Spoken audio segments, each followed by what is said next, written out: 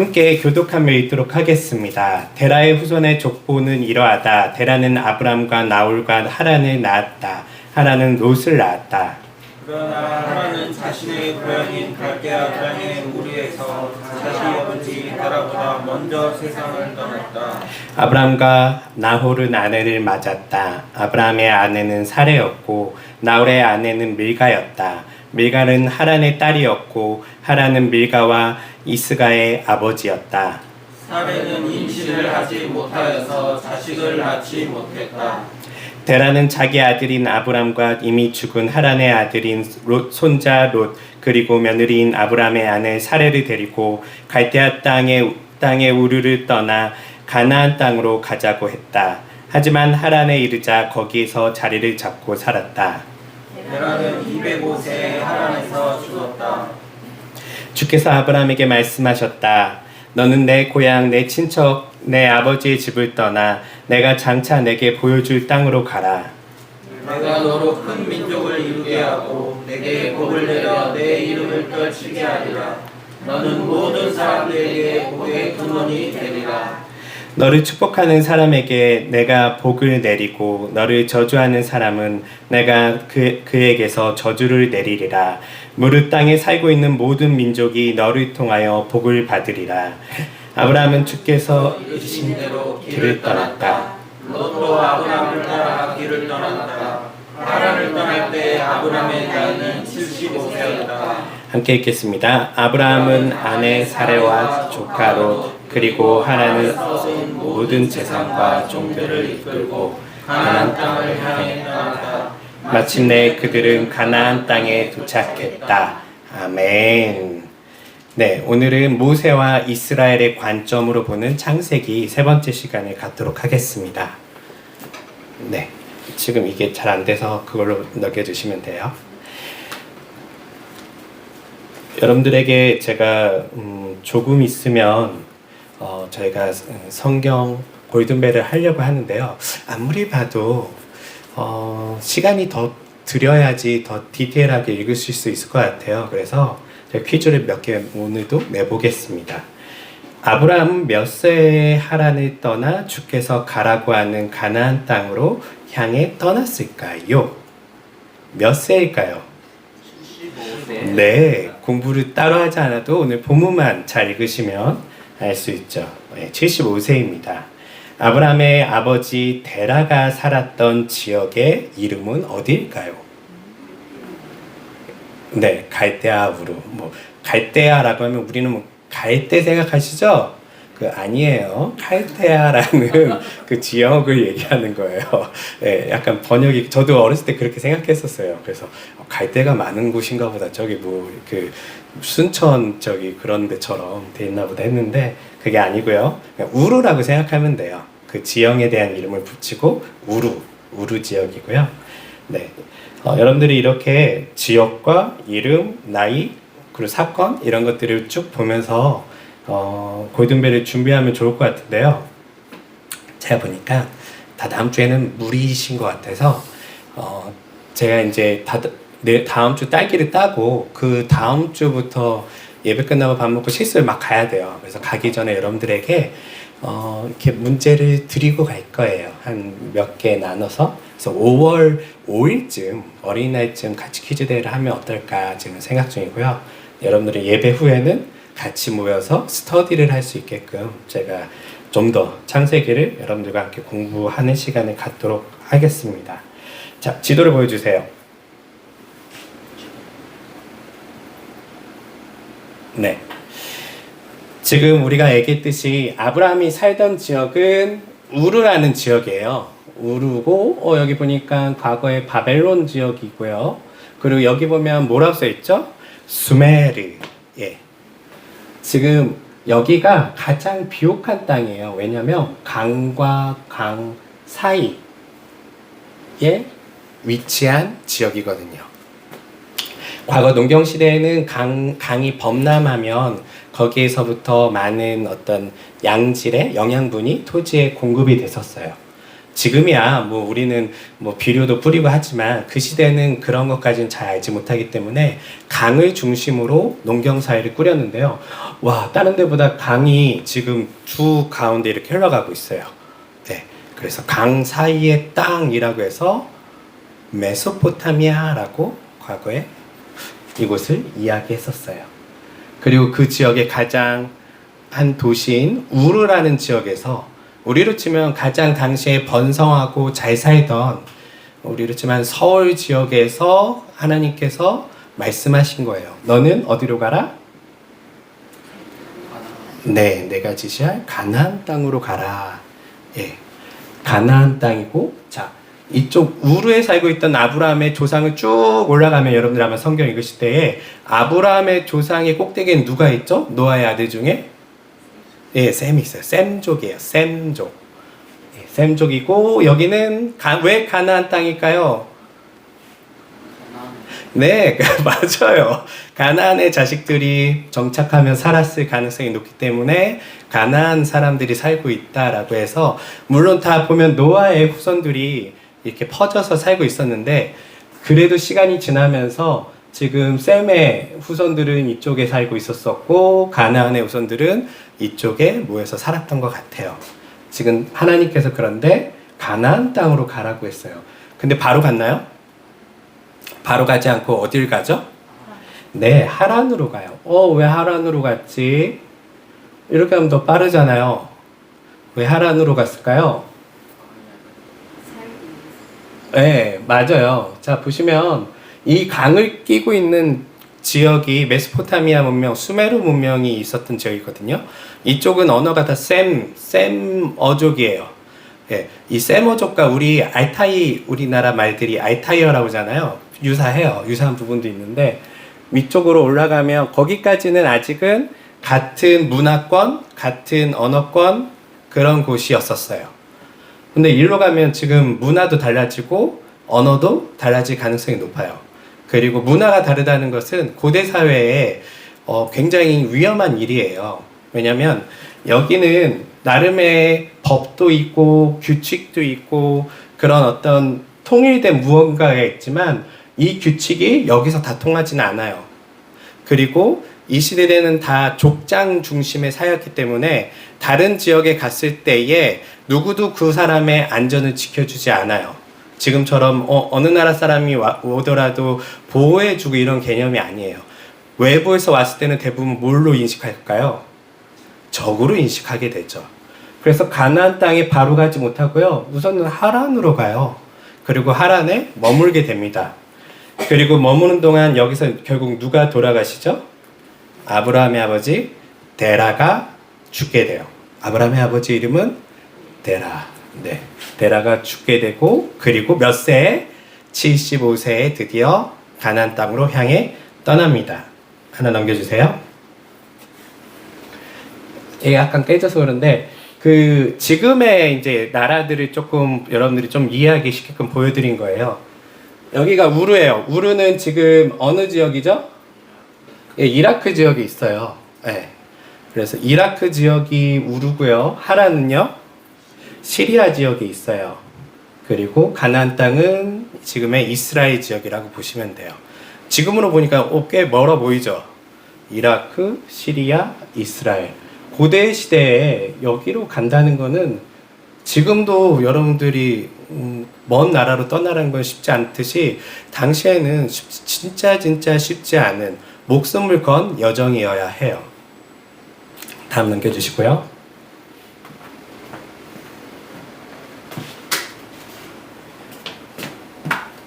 자, 오늘은 공부하는 거니까 대략의 개관만 할 거예요. 그래서 보시면 아브라함이 있습니다. 아브라함이 지금 뭘 보고 있죠? 네, 하늘의 별을 보고 있어요. 맞아요. 밤하늘의 별을 보면서 하나님께서 약속하신 너의 자손을 별과 같이 모래와 같이 많게 하겠다라는 것을 기억하는 한 장면을 지금 그림에 담아봤는데요. 아브라함이 이 말을 들은 것은 말 그대로 하나님의 약속을 받는 것이죠. 그래서 오늘 아브라함에서 우선 간단하게 개괄을 해보면 먼저 모세가 말하고 있는 아브라함이에요. 먼저 아브라함의 이름은 뭘까요? 네, 아브라함의 이름은 아브람. 그리고 나중에 이름이 어떻게 변하게 되죠? 아브라함. 아브라함은 뭐 여러 가지 뜻이 있어요. 뭐 여러 가지 명예로운 이름 중에 하나가 아브람이라는 뜻인데요. 이걸 우리식대로 한번 이해해 보면 큰아버지 같은 거예요. 좀 위대한 아버지, 큰아버지, 좀 높이는 아버지를 뜻해서 이야기하는 언어가 아브람이에요. 근데 아브라함은요, 이름이 어떻게 변하게 되죠? 열국의 아버지로 이름이 변하게 되죠. 네, 그래서 아브람은 우리를 치면 뭐라고요? 큰아버지 이런 어떤 이름이었다면 아브라함이 돼서 열국의 아버지라고 하나님께서 그의 이름을 바꿔줘요. 출신은 어디라고요? 네, 이라크 우르 지역이고요. 이 사람이 썼던 언어는 네, 수메르어입니다. 수메르어를 썼었어요. 그럼 이 사람 우리식대로 하면 지금 어디 사람이에요? 이 사람 지금 어디에서 태어나서 어느 언어 쓰고 있죠? 수메르어 쓰고 있다면 이 사람 지금 만약에 지금 살고 있으면 어느 나라 사람이에요? 이라크 사람이죠. 네, 이거 되게 중요해요. 네, 재밌거든요. 원래 유대인이 있어요? 아직 이때는 유대인 개념이 없는 시대예요. 네.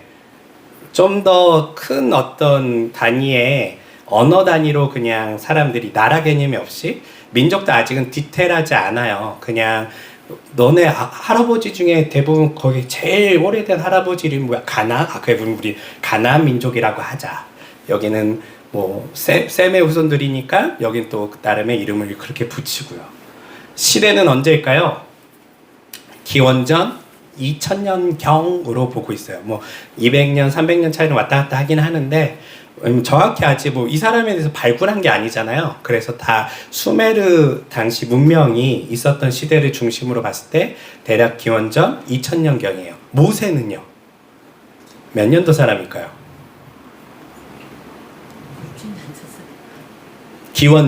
기원전이니까 예수님이 태어나기 전 몇 년도일까요? 자, 기독교 상식으로 알고 계시면 좋아요. 자, 예수님이 태어난 해를 0이라고 봤을 때 마이너스로 가볼게요. 마이너스 700에는 대표적인 인물이 태어나요. 누굴까요? 다윗의 시대예요. 네, 다윗의 시대고요. 이스라엘이 건국되던 시대죠. 네? 네. 아, 예. 질문하시는 줄 알고. 예. 질문하셔도 돼요. 그리고 그로부터 모세의 시대는 1200년경, 뭐 1300년경 왔다 갔다 해요. 그 당시에 그걸 어떻게 그걸 잡냐면 피라미드 건축에 대한 발굴이 일어났잖아요. 그래서 대략의 역사는 그 당시 역사가 발굴이 됐어요. 그래서 모세를 직접 발굴한 건 아니지만 당시 유대인들이 만들었다고 하는 그 피라미드나 라암셋이라고 성경에 나오잖아요. 그것이 만들어진 시대를 대략 1200년경으로 보는 거예요. 자, 그리고 그로부터 쭉 더 올라가면 약 700년 전 모세로부터 한 600년, 700년 전에 아브라함이 있었었죠. 네, 우리 시대로 하면 뭘까요? 단군 왕검 시대예요. 그러니까 단군 시대를 우리를 기원전 지금부터 해서 약 4000년경 뭐 크게는 막 5000년 막 그건 막 계속 뻥튀기 하면 끝도 없는데요. 한 대략 4000년 전쯤에 고조선이 있었었고 거기에 뭐 단군 왕검, 뭐 단군은 하나의 이름이 아니라 뭐 한 왕조의 이름이다, 뭐 여러 가지 이야기가 있지만 우리 시대로 보면 우리나라도 이제 하나의 어떤 민족 개념을 갖게 된 시대라고 볼 수 있어요. 그러면 좀 재밌는 게 있죠. 이때부터 지금 전 세계가 어떤 개념이 좀 더 구체화되고 있다고요? 민족 개념, 나라 개념들이 뭔가 만들어지고 있는 시대였던 것 같아요. 그 시대에 하나님께서는 아브라함을 부르셨고요. 아브라함에게 약속을 하십니다. 네, 그 약속이 뭐였죠? 네, 같이 읽어볼게요. 12장 1절 부터 3절까지 같이 읽을게요. 주께서 아브라함에게 말씀하셨다. 너는 내 고향, 내 친척, 내 아버지의 집을 떠나 내가 장차 내게 보여줄 땅으로 가라. 내가 너로 큰 민족을 이루게 하고 내게 복을 내려서 내 이름을 떨치게 하리라. 너는 모든 사람들에게 복의 근원이 되리라. 너를 축복하는 사람에게는 내가 복을 내리고 너를 저주하는 사람에게는 내가 그에게 저주를 내리리라. 무릇 땅에 살고 있는 모든 민족이 너를 통하여 복을 받으리라. 네. 하나님께서 아브라함에게 약속을 하시는데요. 먼저 첫 번째 약속은 큰 민족을 이루게 하신다는 거였고, 그 두 번째 약속은 그 복을 내려서 이름을 떨치게 할 거래요. 그리고 세 번째는 아브라함은 복의 근원이 될 거래요. 이걸 통해서 결국은 어떻게 된다고요? 모든 민족이 너를 통하여 복을 받으리라. 이렇게 아브라함이 약속을 받았어요. 아마 선교에 대해서 배우신 분들은 이걸 아마 많이 들어보셨던 말씀일 거예요. 그래서 하나님께서 이 약속을 하셨는데 하나님께서 바로 들어주셨나요?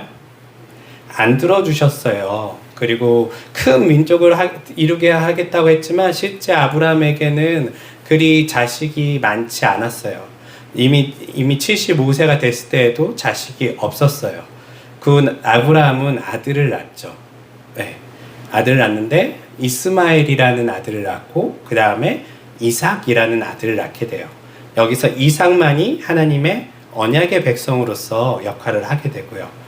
우리 어렸을 때 저는 이 기억이 나요. 그래서 저는 아들이 둘만 있는 줄 알았는데, 네, 우리 초등학교 때 기억나나요? 그 주일학교 그 노래 중에 아브라함은 7명의 아들이 있었는데요. 키가 크고요. 나머지는 작대요. 저는 나머지인 것 같긴 한데 네. 아브라함이 7명이 자식이 있었다고? 어렸을 땐 디테일하게 몰라서 성경에 보면 나중에 더 낳기는 해요. 근데 우리가 아는 사라를 통해서 낳은 자식은 이삭 하나예요. 그러니까 무슨 말이냐면 아브라함에게 있어서 모든 혈족의 자식들이 언약 백성은 아니었어요. 이 언약 백성은 사실은 제한을 가져요. 제한을 갖는데 그것은 하나님께서 약속한 그 사람이어야 해요. 그래서 아브라함에게 하나님께서는 이삭을 약속하시고 이삭을 낳았는데 하나님께서 이삭을 어떻게 하라고 말씀하시죠? 이삭이 나름 컸더니 번제로 드리라고 말씀하셨어요. 그리고 이 이삭을 번제로 아브라함이 드리러 올라가서 칼을 찌르려고 할 때 하나님께서 어떻게 하시죠? 예, 멈춰라! 그만해! 라고 얘기하세요. 내가 충분히 다 봤어, 너의 믿음을. 네가 나를 얼마나 신뢰하는지 내가 충분히 봤어. 라고 얘기를 하죠. 이 사건을 보면 매정한 아버지의 모습을 보는 것 같지만 실제로 그와는 반대예요. 아브라함에게 하나님은 너무 잘 아셨어요. 아브라함이 이삭을 얼마나 사랑하는지요. 얼마나 이삭을 아끼는지 알았지만 하나님께서 아브라함에게 이삭을 번제로 드리라고 했을 때 아브라함에게는 이삭만큼 또 다른 존재를 사랑하고 있다는 것을 알게 돼요. 그게 누구죠? 하나님이에요. 원래 하나님은 잘 몰랐어요. 아브라함이 하나님에 대해서요. 75세가 되던 나이가 늙은 할아버지가 됐도록 하나님을 모르던 이 아브라함이요. 하나님의 말씀을 듣고 하나하나 순종해 나아가면서 하나님이 어떠한 분이신지를 자기 자신의 인생에서 깨달아가죠. 100세가 되었을 때 아들을 낳고 하나님과 벌써 25년을 동행하며 살다가 아들을 낳았고 그로부터 또 시간이 지날 때까지 아브라함과 하나님과의 관계에서 끊임없이 하나님은 아브라함에게 말씀을 하시고 아브라함은 항상 순종한 건 아니에요. 아까 얘기했듯이 가나안 땅에 가라고 그랬더니 어디 갔다고요? 하란으로 갔었어요. 그러니까 순종을 하는 듯 하지만 초반부터 우리가 알 수 있는 거는 온전한 신뢰가 처음부터 있지는 않았었어요. 아브라함과 하나님의 관계가 믿어도 되나? 이런 관계 속에서 좀 긴장되면서 가고 있었을 때에 하나님께서는 아브라함이 하나님을 믿어도 될 만한 존재라는 것을 그의 삶에 보여주시죠. 대표적인 사건이 하나님께서 사라가 바로에게 끌려갔을 때 하나님께서 바로를 혼내주시죠. 네. 이 당시 아브라함에게는 이 당시 가장 강력한 인간이자 신의 대리자라고 했던 사람이 누구예요? 바로거든요. 파라오거든요. 이보다 더 강력한 존재는 없어요. 신이었어요, 거의요. 그런데 그 신과 같은 존재에게도 누군가 어떤 나에게 그 우르에서 말씀했던 그 신이 나타나서 그 신과 같은 바로를 꺾어버린 거예요. 그를 벌벌 떨게 만든 거예요. 그때 아브라함은 하나님에 대해서 하나 더 알게 되죠. 하나님이 엄청 힘이 세구나. 하나님이 내가 눈에 보이는 저 권력보다, 저 돈보다, 저 대단한 힘보다 훨씬 강하신 분이시구나 라는 것을 배우게 돼요. 그리고 나서 전쟁도 치르게 되고 다양한 인생의 우여곡절 속에서 하나님이 누구신지를 보게 되죠. 또 우리가 잘 아는 것처럼 롯의 사건을 통해서도 하나님이 누구신지 보게 되는데, 소돔과 고모라 땅에 있을 때에 그 하나님의 심판이 거기 임할 때에 하나님은 어떤 분이시다? 정의로운 분이시구나. 그분은 절대 이 세상의 악을 관여하도록 내버려 두시는 분이 아니시구나. 당시의 신들은 어떤 신이냐면 대부분은 쾌락과 물질적 번영을 약속하는 신이었는데, 아브라함이 믿는 이 하나님은 어떤 신이라는 걸 그가 배웠다고요? 정의로운 신, 공의로운 신, 심판하시는 신, 그는 의로운 신이라는 것을 그가 배우게 돼요. 그리고 인생의 마지막의 테스트가 바로 이 이삭의 사건이었죠. 저는 아브라함이 아니지만, 성경에 써 있는 내용은 아니지만, 저는 아브라함이 자식을 번제로 드리려고 했을 때 두 가지 딜레마가 있었을 거라고 봐요. 하나는 지금까지 내가 만났던 신은 이런 신이 아닌데, 아이들을 번제로 바치는 인신을 요구할 만한 신이 아니신데, 그분은 정의로우시고 그분은 공의로우시고 그런 것에 대해서 굉장히 싫어할 것 같은 분이신데 라는 의문이 있었을 거고요. 또 하나는 아브라함에게는 하나님이 분명 나에게 약속했는데 저 신은 신실하게 내 인생을 지금까지 이끌었다면 왜 갑자기 이 약속을 중단하려고 하시지? 라는 어떤 고민 속에 있었을 거예요. 이 고민 가운데 아브라함이 선택할 수 있었던 거는 두 가지죠.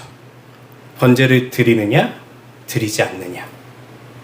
고민에 대한 답을 하나님께서 내어주시나요? 안 내어주세요. 네. 이거는 이제 오늘 성경과 약간 다른 내용이지만, 하나님은요 항상 우리가 하나님에 대해서 고민하고 있을 때 바로 답을 보여주지 않으세요. 그리고 우리에게 뭘 요구하실까요? 선택을 요구하세요. 순종할 것인가? 순종하지 않을 것인가? 그런데 우리가 아는 것처럼 그럼에도 불구하고 아직 모든 의심이 사라진 게 아니에요.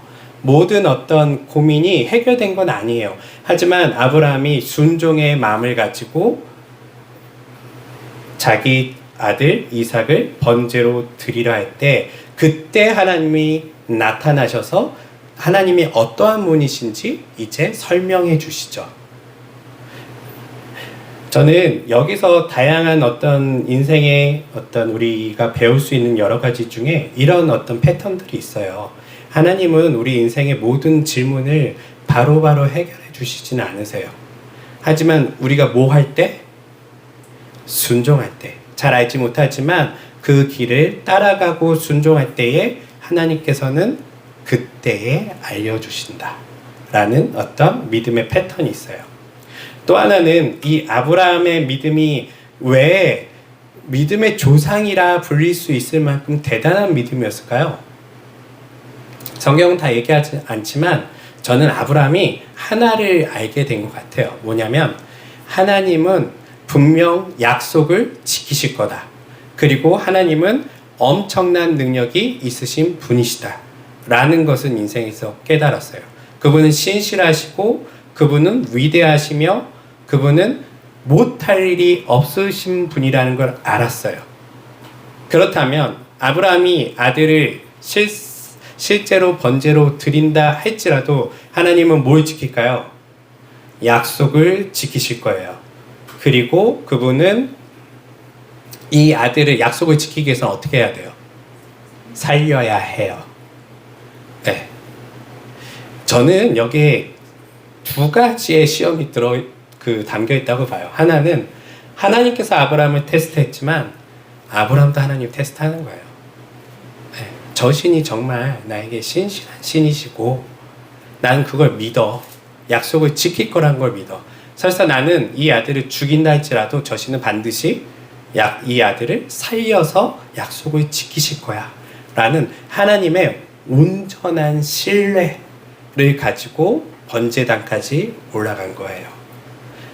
올라가는 동안 많은 생각이 있었겠죠. 하지만 이러한 어떤 아브라함의 마음을 가지고 하나님께서는 너가 정말 믿음이 대단하구나. 네가 나를 이렇게까지 신뢰하고 있구나. 하나님도 아브라함을 신뢰했고요.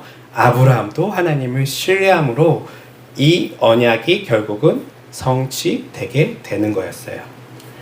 자, 아브라함에 대한 큰 이야기는 이렇게 정리를 하고요.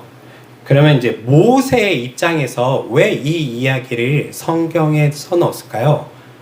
이때까지는 우리 앞서 얘기한 것처럼 원래 문서가 있어요, 없어요? 없어요. 아직 성경이 없는 시대란 말이에요. 그럼 아브라함의 이야기는 누구한테 들었을까요? 아버지 데라, 또 그의 조상들로부터 우리 할아버지 올라가면 거기 아브라함의 할아버지가 데라가 아니군요. 모세의 아버지, 그리고 모세 위로 올라가면 쭉 그 조상들 있잖아요. 400년간 쭉 그들이 노예 생활을 했으니까요.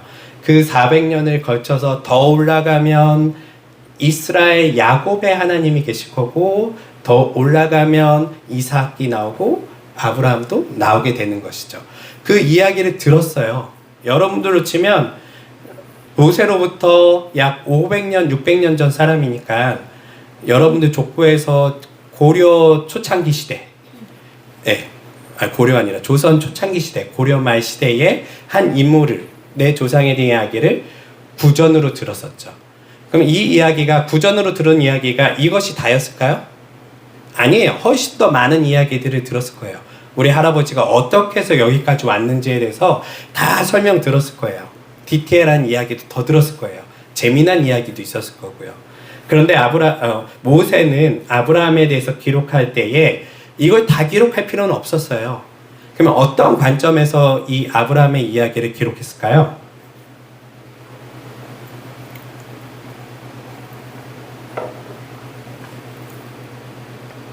하나님의 약속과 그 민족 네. 권한받고 있는 그것에 대해서 앞으로 우리는 분명히 약속한 땅. 그쵸. 약속의 땅에 지금 가고 있잖아요. 네.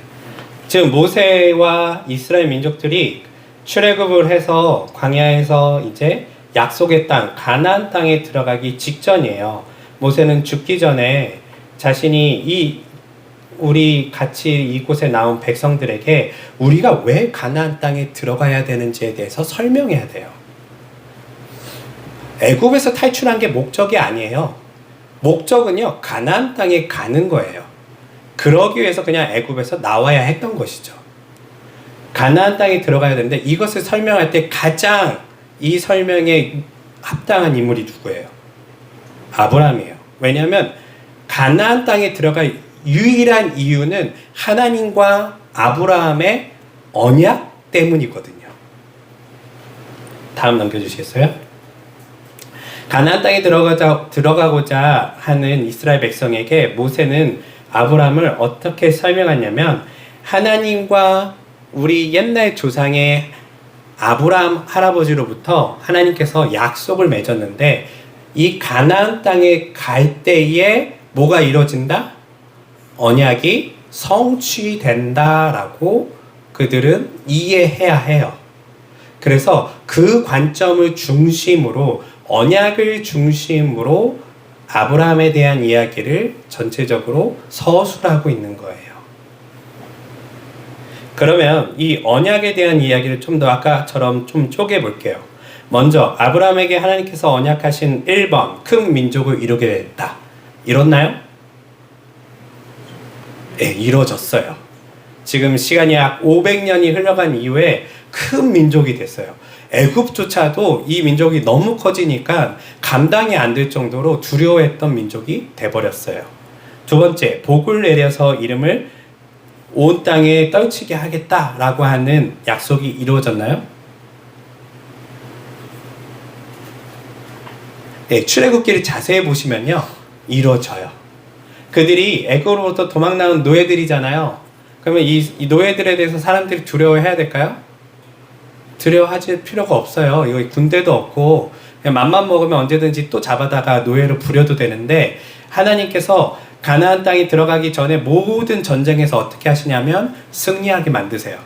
군대도 없고 조직도 없고 힘도 없을 것 같은 그 민족을요, 하나님께서 계속 승리하게 만드세요. 뿐만 아니라 이들이 광야 지역에서 몇 년을 살죠? 40년을 살아요. 시내 광야에 가보셨습니까? 저는 가봤습니다. 4일도 못 살아요.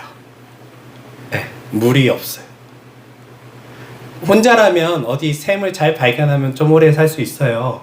그런데 지금 몇만에서 몇십만이 되는 엄청난 이 민족이요, 그 사막에서 살아야 돼요. 우리로 치면 여기 우리 목포 시민보다 더 많은 인구가요, 어디 사막에 가서 40년을 살아야 돼요. 살 수 있을까요? 우선 뭐가 없어요. 물이 없어요. 먹을 게 없어요. 일주일만 살려고 해도 쉽지 않아요. 그런데 몇 년을 살았다고요? 40년. 그거를 다 알아요. 그 지역에 있는 모든 다른 나라들이 다 알아요. 쟤네들이 야, 어떻게 저기 광야에서 40년을 살지? 그러면 이 어떻게에 대한 답이 뭐예요? 그들이 믿는 신이 그들과 함께 하는데, 그들이 믿는 신이 갑자기 그들에게 샘을 주고, 그리고 그들에게 먹을 것을 날마다 공급하고, 하늘에서 막 먹는 게 떨어져요. 매일같이. 이 소문을 들었을까요? 안 들었을까요? 들었어요. 여러분들이 그 근처에 있는 나라라면 걔네들이 이 근처로 우리나라 쪽으로 온다 그러면 무섭겠어요? 안 무섭겠어요? 무섭죠. 전쟁하면 다 이기고 40년 동안 매일 먹을 게 하늘에서 공급이 되고, 뿐만 아니라 그들이 먹을 수 있는 물조차도 갑자기 바위를 치면 물이 나오고 샘이 나오고, 이런 일들이 일어나는 걸 보면서 다른 민족들이 벌벌벌 떨어요. 그래서 이미 이 가나안 지역에 있는 모든 나라들과 민족들에게 이스라엘에 대한 소문이 나서 그들이 두려워하기 시작했어요. 이름이 떨쳐지게 됐죠. 누구 때문에? 하나님 때문에요. 세 번째, 축복하는 자에게 축복, 저주하는 자에게 저주하리라. 그렇게 됐나요? 잘 모르겠어요. 네, 출애굽기와 이제 쭉 이제 읽어보면 이스라엘에 대해서 저주하려고 하잖아요. 네. 저주하고 사주도 해요, 민족들이. 왜냐면 저 신이 너무 세니까, 야, 저 신, 쟤네들한테 어떻게 저주를 걸어서라도 뭔가 못 오게 해야 되겠다, 이런 작전을 가나안 민족들이 펴요. 폈는데 저주했더니 어떤 일이 일어나죠? 저주하려고 그랬더니 오히려 축복을 내뿜는 일들이 일어나요. 이 말씀은 성취됐나요? 성취되었죠. 네 번째, 모든 민족이 너를 통하여 복을 받을 것이다. 이게 성취되었을까요? 아브라함에게 했던 네 가지의 큰 어떤 약속이에요. 1번부터 3번까지는 성취가 됐어요. 4번은 성취가 됐을까요? 예, 아직 안 됐어요. 왜냐하면 이것을 하기 위해서는 뭘 해야 돼요? 가나안 땅에 들어가서 그들이 해야 될 일들이 있어요. 모든 민족이 복을 하기 위해서는. 그것을 출애굽기 19장 5절에서 8절까지 거기서부터 설명해 주고 있어요. 하나님께서 뭐라고 말씀하시냐면, 같이 볼게요. 19장 5절에서 너희가 내 말을 잘 따르고 나와의 언약을 잘 지킨다면 너희는 문민족 가운데 나의 보물이 될 것이다. 너희는 나를 섬기는 제사장 나라가 되고 거룩한 민족이 될 것이다. 내가 이스라엘 백성들에게 일러줘야 할 말이 바로 이것이다. 모세는 돌아가서 백성들을 장로들을 불러 모아 주께서 자기에게 명하신 말씀을 모두 전했다. 온 백성이 일제히 대답했다. 우리는 주께서 말씀하신 것을 모두 따르겠습니다. 모세가 백성들의 말을 그대로 주께 아뢰었다. 네. 이 출애굽기 19장 5절에서 8절을 이해하기 위해서는요, 이 아브라함의 언약이 이해가 돼야 돼요. 모든 민족이 복을 받게 하겠다는 그 하나님과의 아브라함과 맺은 이 약속은요, 그들이 하나님께서 다시금 얘기하는 거예요. 너희가 내 언약을 잘 지키면 너희는 문민족 가운데 나의 보물이 될 거야. 아브라함에게 하셨던 말씀과 같은 이야기죠. 그리고 너희는 나를 섬기는 제사장 나라가 되고 거룩한 민족이 될 거야. 제사장 나라가 뭐예요? 제사장은 뭘까요? 제사장. 예, 제사장은 말 그대로 신에게 제사를 드리는 사람인데 누구의 제사를 드려주는 거예요? 자기 제사가 아니에요. 다른 사람들의 제사를 드려주는 것이 제사장의 일이에요. 하나님께서 이스라엘에게 말씀하신 건 뭐냐면, 이스라엘이라는 이 나라가 하나님께 제사를 드리는 나라가 될 것인데, 어떤 나라를 위해서? 이스라엘이 아닌 다른 나라를 위해서 제사를 드리는 나라가 될 거예요. 쉽게 가면 하나님과의 다른 민족과의 연결 통로가 될 거란 얘기예요. 그리고 그들은 거룩한 민족이 될 거예요 라고 하나님께서 말씀하셨어요. 이것을 하기 위해서는 이제 가나안 땅에 들어가서 이스라엘 나라를 세우고, 그 이스라엘 나라가 뭘 열심히 해야 된다고요? 제사장 나라가 돼야 돼요. 네. 그래서 이스라엘 이 출애굽기 이야기에 보면 출애굽 이야기에 대한 이야기뿐만 아니라 후반부에는 다 뭐에 관련된 이야기예요? 제사예요. 제사 이렇게 해야 돼, 이렇게 해야 돼, 이렇게. 왜? 이것 때문에 그래요. 언약 때문에. 언약을 아브라함과 하나님께서 맺으신 이 언약이 온전히 성취되기 위해서는 이스라엘 이 나라는 목적이 있어요. 이 목적은 바로 제사장 나라가 돼야 돼요. 그러기 위해서 거룩하기도 해야 돼요. 제사장은 거룩하지 않으면 안 되잖아요. 거룩해야 되고, 그들은 어떤 샘플로서 본을 보여야 되는데, 그들이 존재하는 이유는 제사장 나라가 돼야 된다는 거예요. 다른 민족들의 하나님께로 연결시켜주는 그런 다리 역할을 해야 하기 때문에 그곳에 이스라엘 나라를 세우려고 하는 것이죠. 넘겨주시겠어요? 자, 그러면 이제 이스라엘이 가나안 땅에 들어가서 말 그대로 제사장 나라가 되고 거룩한 백성이 되면 어떤 일이 일어날까요? 모든 민족이 복을 받을 거예요. 그 복이 뭐예요? 그렇죠. 모든 것을 공급하시는 생명의 근원, 그리고 뿐만 아니라 기쁨의 근원, 사랑의 근원, 모든 것의 가장 아름다움의 근원, 모든 것을 다 가지고 계신 그들이 하나님을 만나게 되고 하나님을 알게 되는 것이죠. 이게 복이에요. 그들은 오랜 시간 동안 우리가 창세기부터 봤지만 하나님을 떠나 있었거든요. 떠나 있고 하나님에 대한 이해가 지금 거의 없어요. 이 사람들에게 하나님께서는 아브라함이라는 옛날 그 사람을 선택하셔서 그 약속을 그에게 말씀하시고 모든 사람들을 구원해야 되는데, 모든 사람에게 하나님이 누구신지 알게 해야 되는데, 일일이 하나님께서 직접 하는 방식이 아닌, 하나님께서는 아브라함을 택하셨고 그의 후손들인 이스라엘이라는 민족을 통하여 그 일들을 이루려고 하신 거예요. 그래서 이스라엘 역사를 보면 초창기에 다윗과 솔로몬 시대까지 보면 이 언약이 이루어지는 듯 보여요.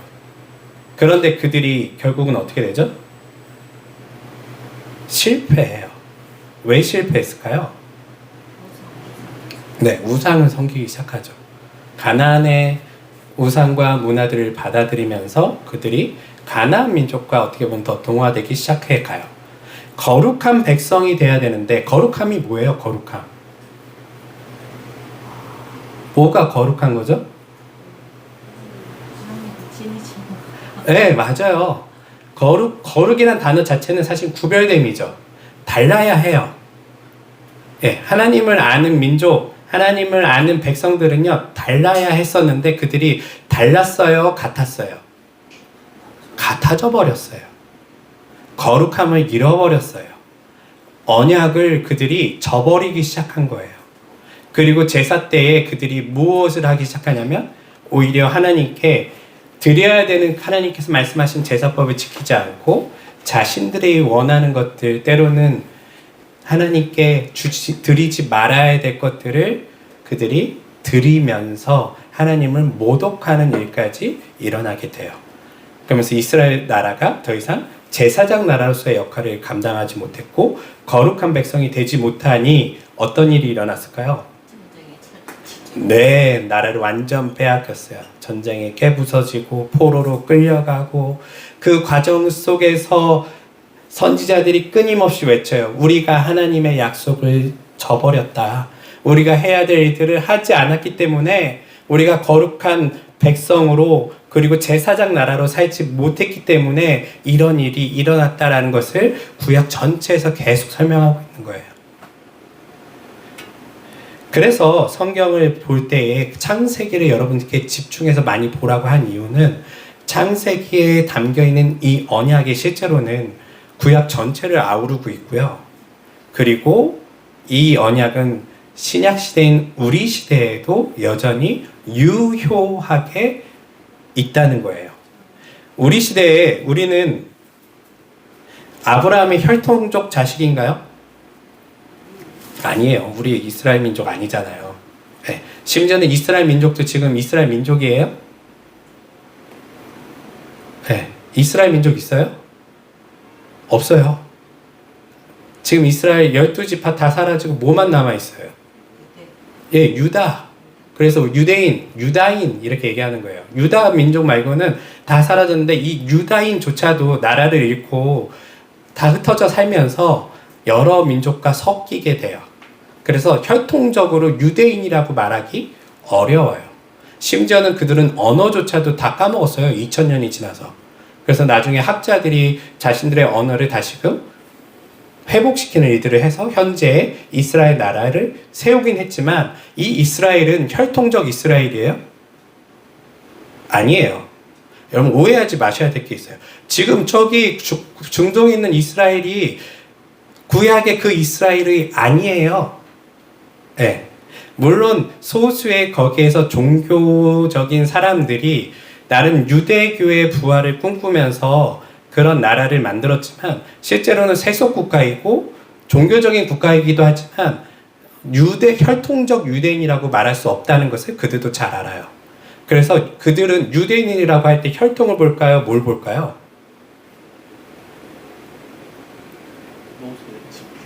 네. 맞아요. 그 교육을 받았느냐, 토라에 대한 교육을 제대로 받았느냐, 그게 어른이 아니라 어렸을 때부터. 그래서 어렸을 때부터 토라에 대한 교육을 제대로 받고 특별히 엄마에게 엄마가 과거 유대인이면 엄마가 보통 가르치거든요. 그런 교육을 받은 자식들은 유대인으로 쳐줘요. 혈통적 개념도 이미 아니에요. 그러면 이스라엘은 그러면 하나님과 이스라엘과 맺은 언약은 어떻게 됐을까요? 다 끝났을까요? 실패. 모든 민족은 복을 받기 글렀어. 아니죠. 예. 이스라엘은 누가 그러면 이스라엘일까요? 예수님을 믿는 사람. 네, 예수님을 왜 예수님을 믿으면 우리가 이스라엘이 돼요? 하나님의 제사장으로부터 우리가 받았기 때문에요. 우리도 이 하나님을 알게 됐기 때문에. 그렇죠. 원래는 예수님 이전에는요, 우리 이스라엘일 수 없잖아요. 이 혈통하고도 상관없고요. 그런데 예수님을 통하여 이제 우리는 하나님의 자녀가 될 수 있는 권한을 갖게 되었어요. 입양된 거예요. 입양. 입양되면서 입양 절차와 함께 그 나라의 아버지가 하나님이면 이 아들은 어느 나라 백성입니까? 자녀들은요. 예, 하나님 나라 백성이 되는 거예요. 하나님의 나라가 뭐죠? 이스라엘이에요. 그래서 우리가 이제 이스라엘 백성인 거예요. 그러면 하나님께서 이스라엘과 맺었던, 아브라함과 맺었던 이 언약은 우리 시대에도 유효한가요? 안 한가요? 유효해요. 그걸 우리가 이해하고 있어야 돼요. 앞서 얘기했듯이 이제 앞선 1번부터 3번까지의 언약은 성취가 되었어요. 물론 이 언약을 잘 지키면 여러분들의 삶 속에서도 일부분 성취될 수도 있지만 사실은 완료된 이야기이기도 해요. 하지만 마지막에 아직 완료되지 않은 게 하나 남았잖아요. 그게 뭐예요? 너희가 제사장 나라가 되고 거룩한 백성이 되면 어떤 일이 일어난다고요? 모든 민족이 복을 받는 거예요. 그 일이 아직 성취가 덜 되었어요.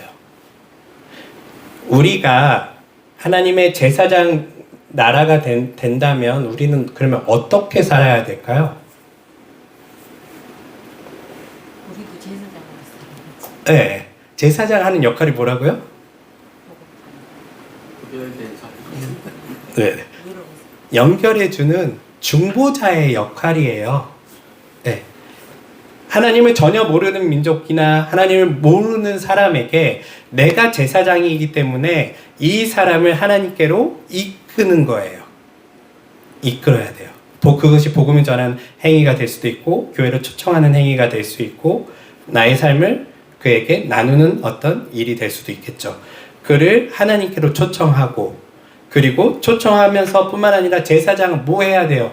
중보해야 되잖아요. 그러면 그를 위해 뭐 해야 될까요? 우리는 개를 잡고 소를 잡을 수는 없잖아요. 네. 물론 그에게 고기를 사주면 더 효과는 좋아질 거예요. 하지만 우리는 그를 위해서 뭐 해야 돼요? 중보자 역할을 하려면 기도해야죠. 네, 이거 되게 중요해요. 이 언약을 기억하는 우리 그리스도인들은요, 우리의 기도 가운데 과연 내가 제사장으로서의 역할을 하고 있는가? 내가 나만 예수 믿고 나 잘 되고 나의 문제를 해결하는 데 집중한 게 아니라 내가 누군가를 위해 그가 하나님을 알 수 있게끔 기도하고 있고 내 삶에서 노력하고 있는가? 이게 반드시 제사장 나라로서 가지고 계셔야 돼요. 두 번째, 거룩한 백성은 여러분들 어떻게 해야 될까요? 이스라엘은 이게 실패해서 다 깨져버렸어요. 거룩한 백성이 되기 위해서는. 제사장 역할을 잘해야지. 네. 구별된 사람. 약간 돌고 돌긴 하는데, 자, 하나님이 먼저 얘기잖아요. 19장 5절에 보면 뭐라고 써 있어요?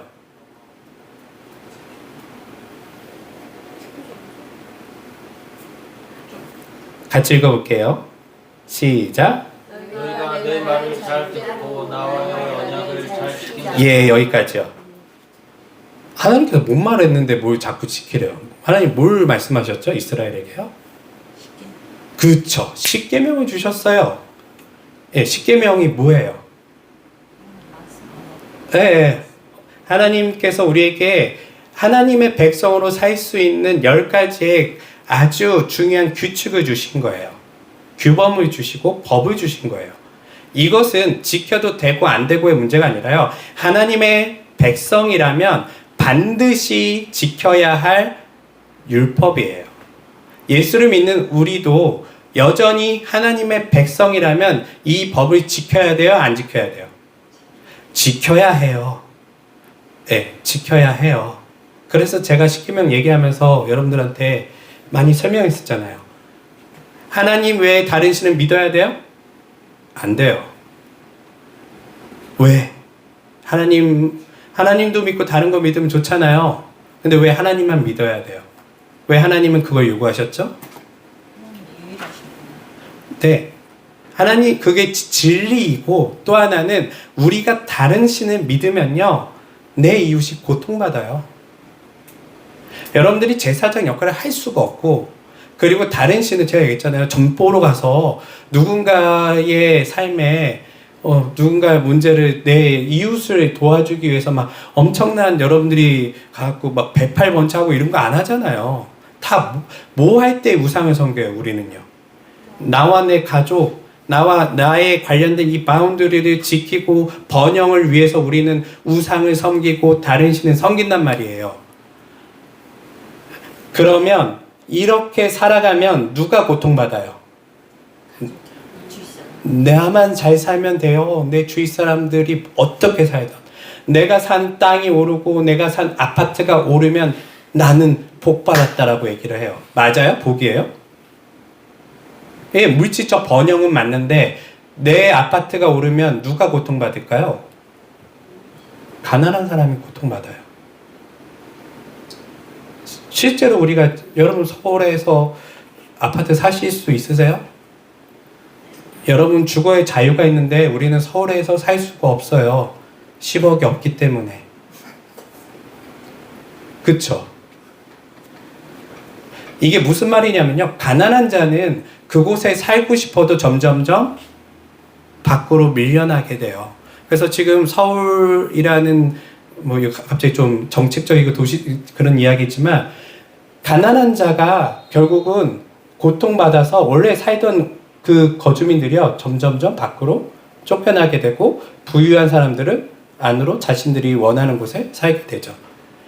좋은 일이 아니라요 누군가에게는 고통을 주는 일이고 누군가에게는 불행을 주는 일이에요. 근데 많은 기독교인들이 여러분들이 서울에 집을 사셨어요.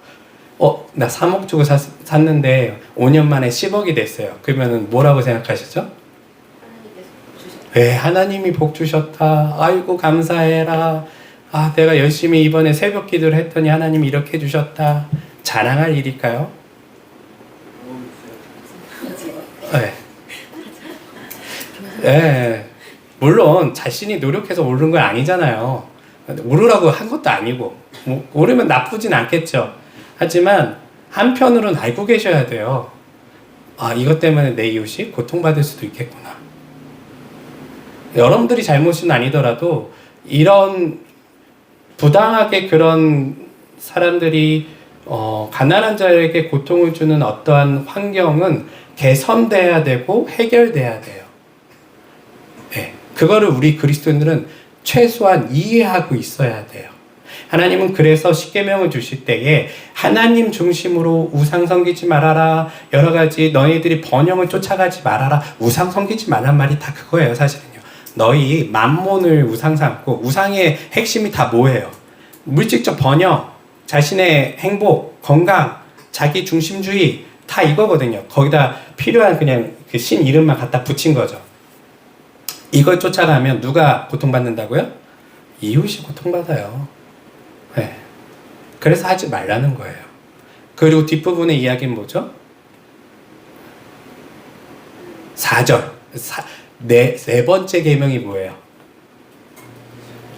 우리가 지지난주 배웠잖아요. 뭘 지키라? 안식일을 거룩히 지키라. 안식일 거룩하게 지키라니까 어떤 그런 뭐 종파에서는 토요일을 막 예배드리고 토요일 예배드려야 돼요? 주일 예배드려야 돼요? 아무 때나 이래도 되고 그거는 교회가 약속해서 드리면 돼요. 네, 약속해서 드리면 돼요. 하나님은 지구가 둥글어요. 하나님은 이렇게 주위를 쫓아다니면서 예배 받으시는 분이 아니세요. 온 우주의 하나님이세요. 하나님한테는 요일이 중요하지 않아요. 그럼 안식일은 뭐예요? 네, 몇 번째 날 뭘 정해놓고 그 날을 안식하라는 거예요. 왜? 쉬는 게 중요한 게 아니라 이 왜가 중요해요. 왜 쉬어야 돼요? 여러분들은 뭐가 아니기 때문에? 노예가 아니기 때문에. 이스라엘 백성들에게 너희들 더 이상 노예 근성으로 그렇게 살지 말라는 거예요. 하나님 믿고 하루를 안식해봐. 늘 삶에서 돈 때문에 불안해하고 나 어떡하지 이러지 말고 열심히 6일 동안 일해. 일하는 거 중요해요. 항상 하나님만 믿고 살면 안 되고 열심히 일하라고 말씀하셨어요. 일하고 하루를 안식하래요. 왜냐하면 우리는 노예가 아니기 때문에. 그걸 통해서 우리는 자유민이라는 거는 누구 안에 있을 때 자유민이라는 거예요. 하나님 나라 백성이기 때문에 자유민이라는 거예요. 그것을 이해하는 게 십계명이고요. 이 십계명을 잘 지키면 뭐가 일어난다고요? 삶에 거룩이 일어나요. 거룩함이. 세상 사람들과 구별이 돼요. 열심히 수요 예배, 금요 철야, 새벽 기도 드린다고 거룩해지는 게 아니에요. 뭘 잘 지키라고요? 말씀 중에 몇 가지 계명? 10개 정도 지켜주셔야죠. 많은 거 요구한 거 아니잖아요. 우리 하나님이요. 네. 네. 다른 하나님 말씀도 율법도 십계명이 율법이니까 말씀은 율법이랑 똑같은 거 아니에요? 네, 맞습니다. 십계명이 아닌 613개 율법이 전체적으로 다 지켜야 되는데 십계명을 꼭 지켜야만. 그거는 십계명이 어떻게 보면 큰 카탈로그이고요. 그리고 나머지의 그 디테일한 것들은 이스라엘이라는 당시에 나라를 세운 데 있어서 굵직하게 해놓으면 이걸 뭐 예를 들면 법정에 갔을 때 판정하기가 어렵잖아요. 그래서 그걸 좀 더 디테일하게 나눠놨을 뿐이에요. 그 나눠놓은 거는 그들의 환경과 그 국가를 운영하기 위한 어떤 법칙들을 만들어 놓은 거고요. 실제 하나님께서 끊임없이 예수님께서도 말씀하신 율법은 이 십계명이에요. 모세의 율법. 이 십계명이 핵심적인 율법이에요. 네. 설명이 좀 됐나요? 안 됐나요? 좀 이따 물어. 네. 알겠습니다. 그래서 사실은 뭘 지키는 거에 집중하면 뭐가 되면 율법주의가 되지만 이것을 따라 삶는 삶의 방향으로 삶으면요 거룩한 삶을 살 수 있어요. 네. 그러면 오늘날 이제 정리할게요. 우리들은 이스라엘 언약의 자손으로서 믿음의 이스라엘이 되었는데 우리들의 삶을 어떻게 살아야 된다고요? 거룩한 백성, 제사장, 나라로서의 삶을 여러분들이 잘 감당하신다면 오늘 우리가 같이 본 아브라함과 하나님께서 맺으신 이 언약이 우리의 삶에 이루어지게 될 거예요. 모든 민족이 우리의 이웃이 복을 받게 될 거예요. 정말이에요. 여러분들이 십계명을 잘 지키시고 여러분들이 정말 그들에게 하나님이 누구신지를 잘 전해주신다면 여러분의 이웃이 복을 받아요. 그리고 그 복을 민족이 들으면 그 민족이 복을 받게 될 거예요.